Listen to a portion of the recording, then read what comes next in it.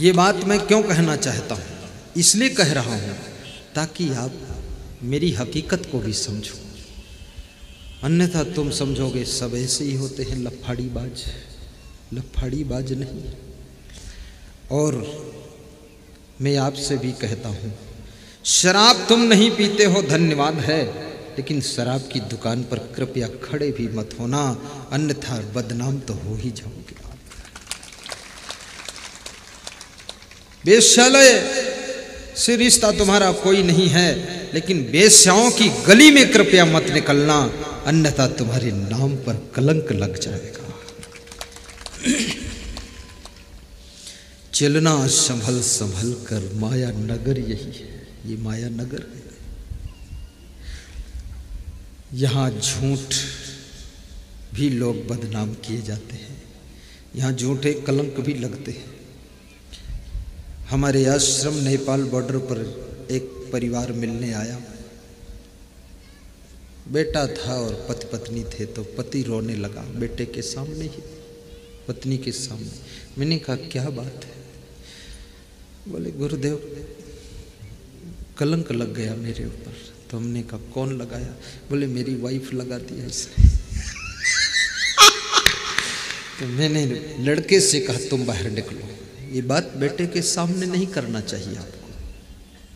बेटे को बाहर निकाला, पति पत्नी बैठे। हमने कहा रोना मत, पत्नी के सामने रोना भी नहीं चाहिए।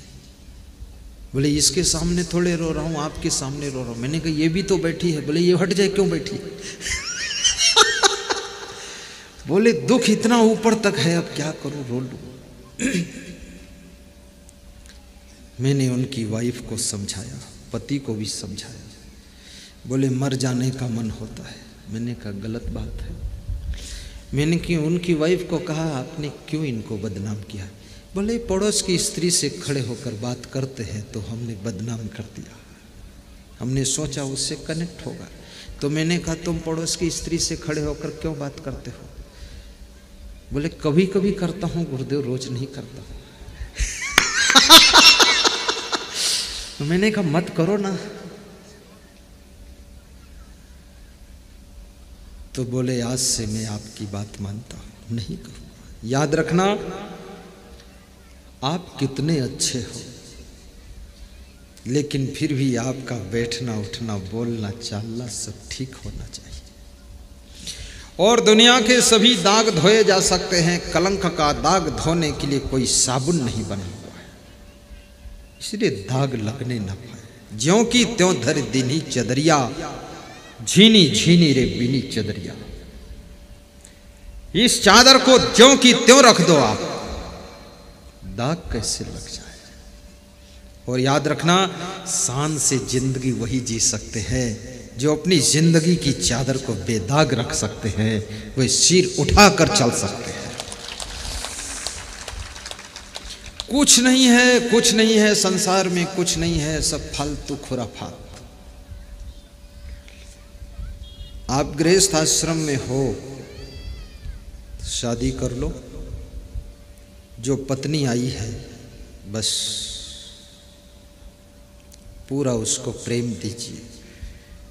तुम्हारे प्रेम को पाने के लिए अपने माता पिता को छोड़कर, भाई बहन को छोड़कर, सखी सहेलियों को छोड़कर, अपना जिला गांव छोड़कर, अपने मन को मोड़कर, सबसे नाता तोड़कर और पति के चरणों में नाता जोड़ा है। अगर पति यहाँ उसको धोखा दे दे तो भला बताओ उसके दिल पर क्या बीतेगी। उससे प्रेम कीजिए। और आपके पति ने आपको स्वीकार किया है। ये पत्नी बनना कोई छोटी बात थोड़े है। ये चकई की चकदुम मकई के लावा तिकड़ तिकड़म वाली बात नहीं। पत्नी बनने का अर्थ बहुत बड़ा अर्थ है, अर्थ मालूम ही नहीं लोगों को। बहुत लोग मुझसे कहते हैं कि मेरे यहाँ शादी है, आप आना। मैंने कहा बुलाना गलत, आना गलत, वहाँ पहुँचना गलत, वहाँ साधु का क्या काम। तो बोले आप आ जाना, आशीर्वाद हो जाएगा। हमने कहा वहाँ आशीर्वाद ढोल को दूंगा क्या? वहाँ तो इतना ढमढम रहेगा, वहाँ कौन सुनता आशीर्वाद। तो बोले फिर? हमने कहा बेटे और बहू को आने दो, घर में स्थिर होने दो, पति पत्नी बनने दो, फिर एक दिन मुझको बुलाना, तो गृहस्थ धर्म की उनको शिक्षा दूंगा कि पत्नी क्या चीज़ है, पति क्या चीज़ है, सासू क्या है, ससुर क्या है, देवरानी जेठानी देवर जेठ ये सब क्या होते हैं, इनके रिश्ते क्या हैं, इनके साथ हमारा कर्तव्य क्या है, फर्ज क्या है, धर्म क्या है, हमें गृहस्थी में कैसे रहना है। गृहस्थ आश्रम का अर्थ इतना ही नहीं है कि केवल भोग विलास की जिंदगी जीना।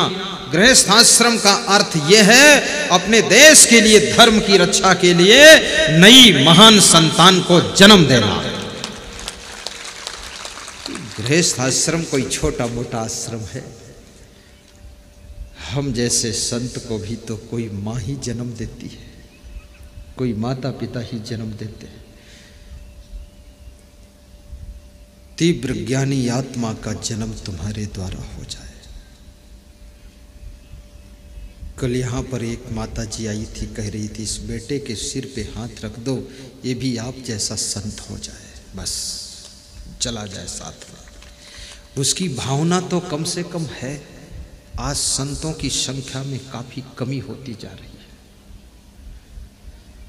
सही संत बनो, अच्छे संत बनो, और संत बने हो माता पिता को तुमने भी छोड़ दिया है, दूर आ गए उनसे, भाई बहन को त्याग किया है, घर परिवार का मोह छोड़ा है, जिला छोड़ा है। तो अरे मेरे लाडले शिष्यों, कम से कम गुरु के चरणों में तो ठीक से जुड़ जाओ और श्रद्धा अर्पित करो, अन्यथा ये घर छोड़ना बेकार है, कोई मतलब नहीं ढोंग बनाने से। पक्की श्रद्धा रखो गुरु से, अन्यथा धोबी का कुत्ता न घर का न घाट का। अब गुरु के हो न सके और घर के रह न सके तो ये जाएगा कहाँ। गुरु में डूब जाओ, गुरु से खूब प्रेम रखो, श्रद्धा रखो। माताओं को भी यही समझाऊंगा, अपने पति से बहुत प्रेम कीजिए। ये मत देखिए तुम्हारा पति शरीर से सांवला है या धन कम है उसके पास, धनवन की बात नहीं है। कितना ही धन हो, रावण के पास बहुत धन है पर मंदोदरी को एक क्षण सुख नहीं मिला उसके साथ।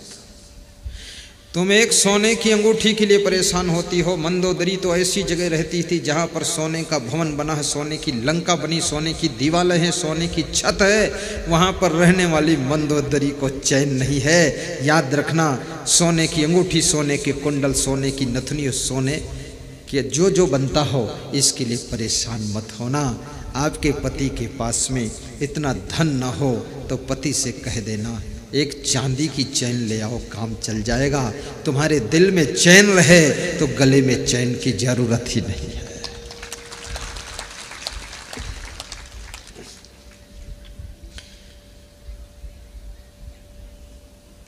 भंवर उड़े बगु बैठे आई।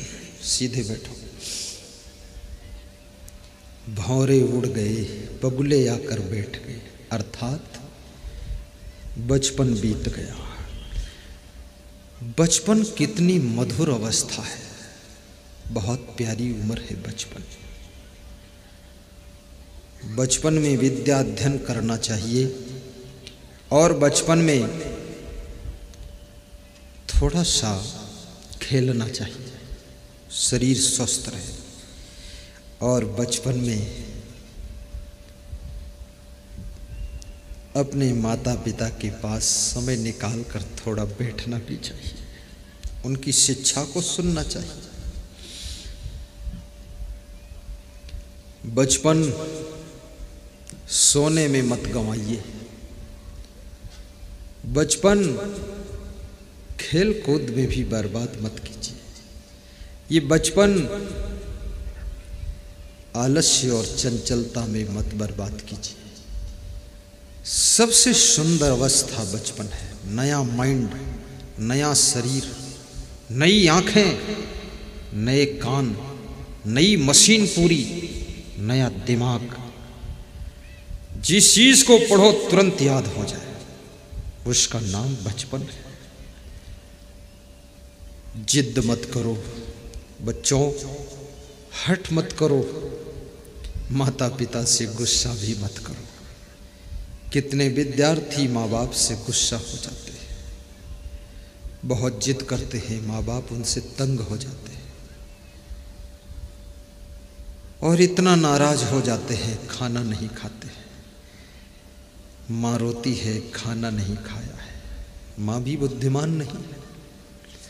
माँ को चाहिए जिस रोज बच्चा खाना न खाए तो कहो कि हनुमान जी का आज व्रत है मेरा बच्चा, ये भूख लगेगी, ये 7 जन्म में आकर खा लेगा, तुम बोलो मत कुछ। जितना इसको लाडला बनाओगे उतनी नौटंकी शुरू करेगा। इसको पड़ा रहने दो, आधा दिन भूखा देखना, ये चुरा कर खा लेगा, ये चुट्टा है पूरा।